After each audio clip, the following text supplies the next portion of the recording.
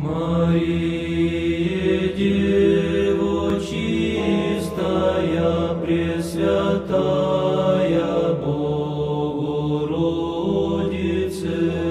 радуйся, невесто не невестная, Царице Мати Деву, руно все покрывающее. Bueno, voy a continuar con estas breves charlas de comentario, o mejor dicho, de crítica a la ponencia de Darío Strachberg acerca de la reinterpretación de Dios. Este vendría a ser el cuarto video sobre el tema. Y él dice en un lugar muy interesante, dice: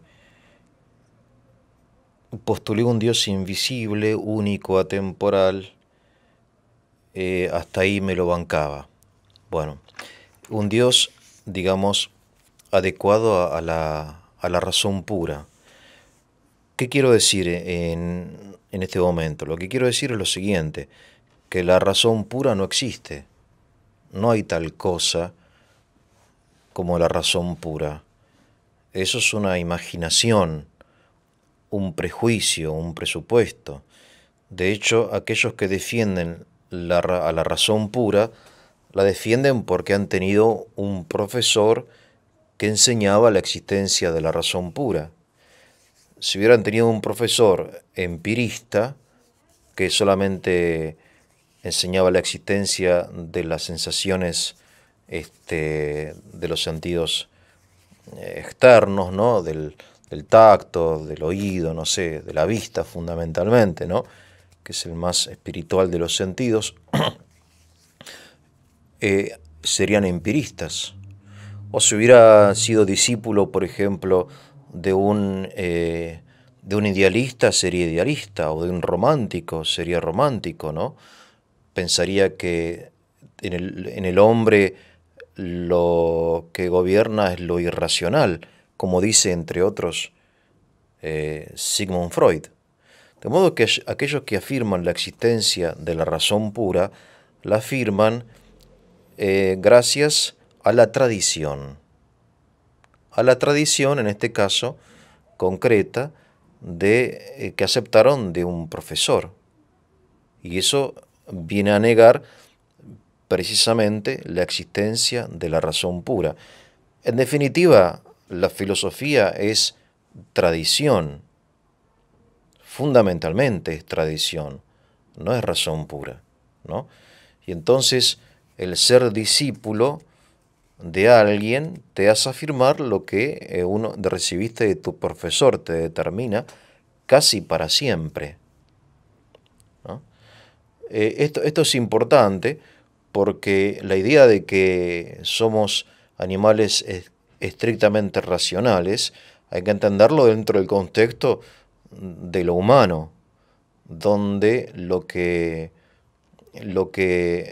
gobierna nuestras acciones es fundamentalmente la confianza, de ninguna manera la razón, ni mucho menos la razón pura. Todo lo que hacemos lo hacemos fundamentalmente movidos por la confianza, por algo afectivo, algo de la voluntad. Es una opción nuestra, confiar o no confiar en un médico, confiar o no confiar en el farmacéutico, en el chofer del taxi, en un amigo, en tu esposo o en tu esposa.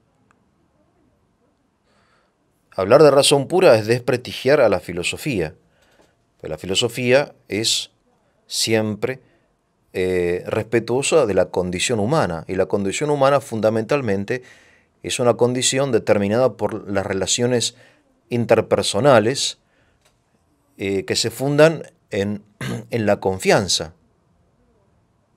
no en la razón pura. Entonces, vuelvo a insistir, cuando uno se imagina un Dios, como él dice Darío, puro, como si fuera lavandina, en realidad no es así. Las cosas no son así el hombre no es así. En el hombre lo que gobierna son las creencias, las opciones de la voluntad, no los juicios más o menos racionales. En el origen de una postura filosófica, dice un autor, ahora me olvidé lamentablemente el nombre, pero me acuerdo muy bien el nombre de su libro, La metafísica de la opción intelectual, donde él analiza que en definitiva hay una postura de la voluntad en cualquier postura filosófica. Y uno diría que no existe la filosofía. Sí, existe la filosofía, pero la filosofía existe solamente encarnada en un hombre, de carne y hueso. No existe como una realidad abstracta. Kant es Kant, o fue Kant, gracias a un montón de cosas que hicieron que Kant fuese Kant y escribiese la crítica de la razón pura. En una época determinada, gracias a un contexto determinado, a una cultura determinada, a profesores determinados y a un carácter, él, de Kant, personal, de Emmanuel Kant, determinado. De modo que el defensor de la razón pura no era él, ni mucho menos pura razón, sino que era un hombre de carne y hueso. Entonces la filosofía siempre existe y es capaz de acceder a la verdad, pero siempre teniendo en cuenta que es un producto de cada persona, de cada filósofo, de cada ambiente, de cada cultura, ¿no? Y así hay que hablar de Santo Tomás de Aquino, hay que hablar de los árabes, de Avicenna, Averroes, de tantos sabios de la Edad Media y de la Antigüedad que accedieron a la verdad, pero en forma limitada, obviamente, limitada, porque uno está limitado también y determinado por eso esta idea de que existe una razón y después Hegel parece que la extiende a algo realmente absoluto, es un disparate. Es un disparate. Tal cosa no existe. Es una imaginación, es una creación de una ideología, ¿no? Por eso esto en muchas cosas hay que distinguir siempre la filosofía de la ideología. Y lo primero que hace la filosofía es darse cuenta del límite del conocimiento humano. Y este límite está dado no solamente por la filosofía en sí misma, sino por aquel sujeto que filosofa, que es el hombre, que está determinado por un montón de circunstancias de su nacimiento, de su entendimiento, de su sensibilidad, etcétera, ¿no? Dicen que hay una historia muy linda de San Agustín, cuando él va caminando por una playa, qué sé yo, ahí en el norte de África, iba meditando, cavilando así, concentrado, pensando en el misterio de la Santísima Trinidad, del Padre, del Hijo y del Espíritu Santo. ¿Cómo puede ser, no? Tres, uno, un solo Dios, tres personas. Incompatible, él pensaba, ¿no? Y entonces, claro, San Basilio ya había dicho unos años antes, y con razón, que cuando uno piensa en la unidad, se olvida de la Trinidad. Y si uno piensa en la Trinidad, se olvida de la unidad. Es imposible en la mente humana conciliar al mismo tiempo la unidad y la Trinidad. Sí en forma sucesiva, pero no en forma simultánea, decía San Basilio. Y con razón. La triunidad, muy difícil, ¿no? Aunque hay un término, trijedinstvo, un término ruso, que utilizan los filósofos rusos para expresar la triunidad. Bueno, es un poco raro. Pero entonces San Agustín se encuentra con un niño que estaba haciendo un pozo en la arena y con una vasija de arcilla, supongo, de la época, ¿no? Estamos hablando del siglo IV de nuestra era, iba llevando agua del Mediterráneo, norte de África, ¿no? Que ahí es un océano, claro, uno no ve las playas de la ribera opuesta, ¿no? Entonces, ¿qué haces?, le pregunta el niño. No, estoy trasladando el agua del mar al pozo de arena. Entonces San Agustín entabla un diálogo, ¿no? Bueno, hay varias versiones, que sí, que no, que es imposible, ¿cómo vas a meter todo el agua del mar en un pozo de arena? Mira cómo es el pozo, mira el mar. No, pero puedo con esfuerzo, si me esfuerzo y bla, bla, bla. Bueno, hay cuadros acerca de esto que indican que ese niño era una aparición, un ángel, en fin, un mensaje a Agustín que lo que es un pozo de arena al mar es la inteligencia humana, la realidad. Así como en un pozo de arena pequeño no puede entrar la inmensidad del mar, y es ridículo, y no se trata de esfuerzo, sino de metafísica, que las cosas son como son, más allá de nuestro esfuerzo. Así la mente humana es un pequeño pozo de arena donde entra una parte ínfima de la realidad a través de los sentidos y después en la mente, ¿no?, mediante el análisis, la lógica, la contemplación, etc., ¿no? Y estas son la premisa de toda sana filosofía. La limitación del entendimiento humano es una premisa de la sana filosofía. Sin esto no existe filosofía, existe la ideología. Una ideología destructiva de la filosofía, donde se toman premisas que son más bien producto de la voluntad o de una ideología o de una mente enferma, ¿no? Porque hay mentes enfermas en la historia de la humanidad, geniales, pero enfermas, ¿no?, que identifican la razón humana con no sé, con cierto absoluto y qué sé yo. Bueno, que difícil de entender.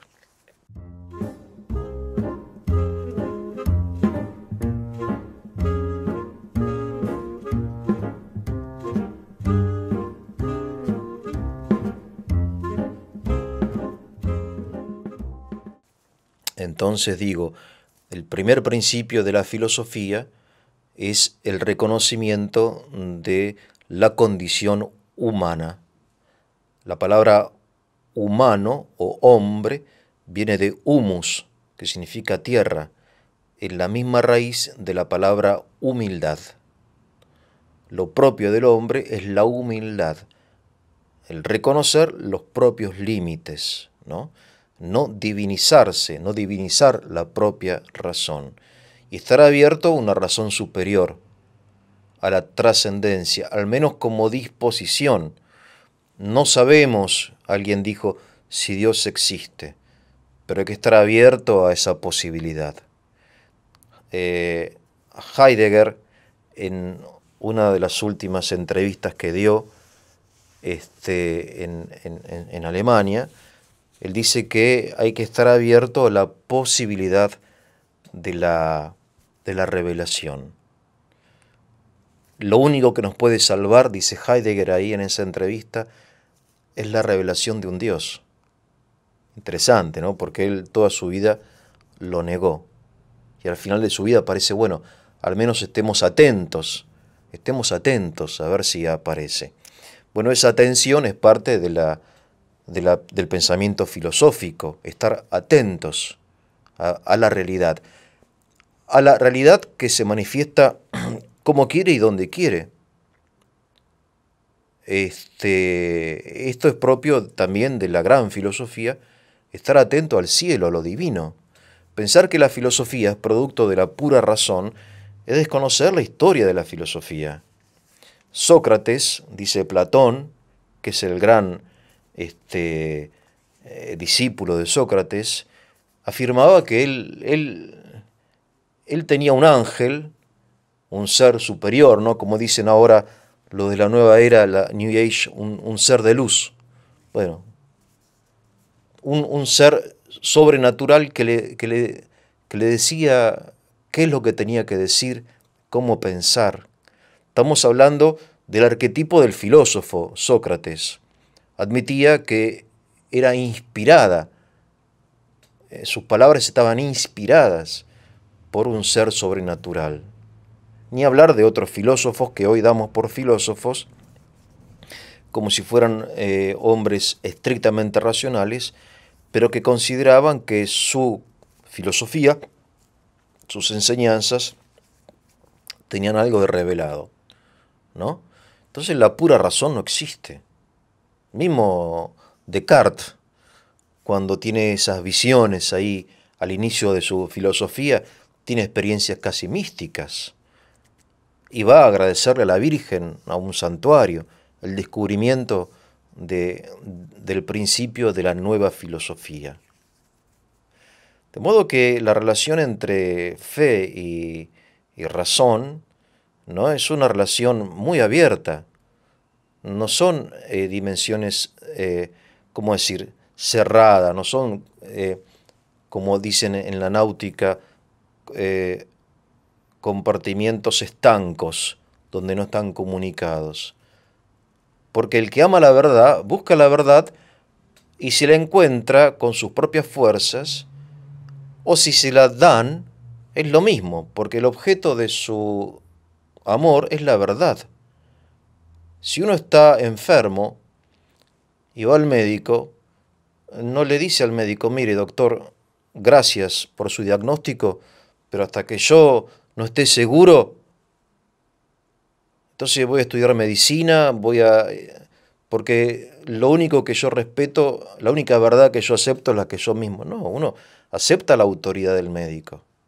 ¿No? Si uno está perdido en un bosque y viene una persona, viene Cristo y te agarra del brazo, viene y salís, y dice, no, solamente con mi esfuerzo. La salida solamente es válida si lo hago, si salgo solamente guiado por mi razón, pura, mía, individual, la mía, ni la de mi maestro, ni la de nadie, la mía. Es un disparate, ¿no? El objeto de la filosofía es la sabiduría. Y dicen que Pitágoras dijo, no, nosotros no somos sabios, somos filósofos, somos amantes. La palabra filía, de la palabra filosofía, significa amor, y Sofía no es Sofía Loren, sino que es la sabiduría, sabiduría. Por eso la iglesia de Santa Sofía, en Constantinopla, es una iglesia consagrada no a una santa llamada Sofía, sino a Cristo, que es la sabiduría de Dios. Bueno, el filósofo es el que ama la verdad, el que ama la sabiduría. Ahora, si él logra encontrarla por sus propios medios, si hay un maestro que se la enseña, si ese maestro es Cristo, si ese maestro es Dios, bueno, bienvenida sea la filosofía. Había un santo siglo III, San Justino, que murió mártir, que él transitó la búsqueda filosófica en las escuelas de su época, el neoplatonismo, ¿no?, el estoicismo, etc. Después se encontró a Cristo y dice, bueno, esta es la filosofía. El Evangelio es la filosofía. Y estaba tan seguro de eso, de que había encontrado la sabiduría, que continuó vistiéndose como filósofo. En esa época los filósofos eran personajes un poco también místicos, que se vestían con una forma especial, ¿no?, una especie de túnica especial. Bueno, él no renunció a la filosofía, sino que encontró al gran filósofo, a la sabiduría. Por eso, cuando acá nuestro amigo, ¿no?, Darío, estamos hablando de él, dice, postulé un Dios invisible, atemporal, bla, bla, bla, ¿no?, pero que no amara, que no se enojara, qué sé yo, porque era imposible. Está postulando la existencia del Dios que él, Darío, aprendió de un maestro. Este Dios es el Dios de los masones. No es algo nuevo, sino es algo más viejo que, no sé, viejísimo de la época de la masonería, que en su rechazo a la revelación postuló un Dios inexistente, pero adecuado a la moda de su época, que era el racionalismo, ¿no? Pero una moda, ya pasó. Si Dios es un gran arquitecto, ¿por qué? Porque en aquella época, en la época de la revolución científica y los inicios de la revolución industrial, todo debía ser al modo industrial y científico. Entonces, mismo Dios debería tener las características de un arquitecto, porque en aquella época lo que deslumbraba a la humanidad, a la parte ilustrada de la humanidad, ¿no? Porque el pueblo es sencillo, pero tiene más sentido común que la gente ilustrada, ¿no? El pueblo es cristiano, pero esta gente ilustrada, ya, bueno, descubrieron la máquina, ¿no? Descubrieron el motor, esto, lo otro, qué sé yo, el sistema solar, todo, la matemática. Entonces Dios debe ser así, como un gran arquitecto, un gran ingeniero, mejor dicho, lo cual es un disparate, ¿no? Es un disparate total, claro, pero era la moda. Entonces hay que reconocer, bueno, de acuerdo a la moda, esa imagen de Dios estaba bien, pero muy limitada, porque un ingeniero, bueno, y el corazón, y el amor, y el arte, y la belleza, y la música, ¿no? Es decir, para el músico quizá Dios sea un gran músico, para el artista Dios es un gran artista. Cada uno lo ve a su modo, pero Dios es todo eso y mucho más, como decía, como aprendió San Agustín en aquel evento en la playa, cuando se dio cuenta que un pozo de arena es, que la mente humana es a Dios, lo que un pozo de arena es al océano.